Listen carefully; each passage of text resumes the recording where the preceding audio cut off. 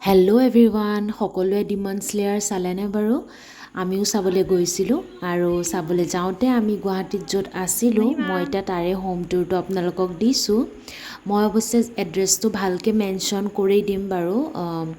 এতিয়া প্ৰথমেই দেখাইছোঁ এইটো হল, তাতে টিভিও আছে আৰু এয়া মই তাত পোলাও আৰু চিকেনো বনাইছিলোঁ বাৰু, যিহেতু কিটচেনো এভেইলেবল আছে। আৰু এনেই বাহিৰৰ পৰা কিনি খোৱাতকৈতো এইটোৱে বেটাৰ ন, যে কিবা এটা নিজে বনাই লোৱাটো। আৰু এইটো হৈছে কিটচেনটো, ইয়াত সকলো মানে এভেইলেবল আছে, একুৱা গাৰ্ডৰ পৰা আদি কৰি ফ্ৰিজলৈকে এভৰিথিং ইজ এভেইলেবল।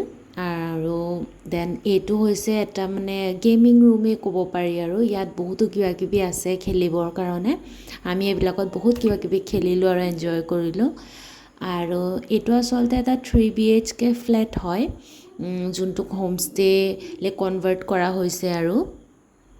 আৰু এইটো হৈছে প্ৰথম ৰুমটো, দেন ছাইডত বাথৰুম, আৰু এইটো হৈছে আৰু এটা ৰুম, মানে দুটা বেডৰুমৰ কাৰণে এটা কমন বাথৰুম আৰু এটা বেডৰুমৰ যোনটো মাষ্টাৰ বেডৰুম তাৰ লগত এটেচ বাথৰুম আৰু বেলকনি। আৰু আজিলৈ ইমানেই, বাই বাই।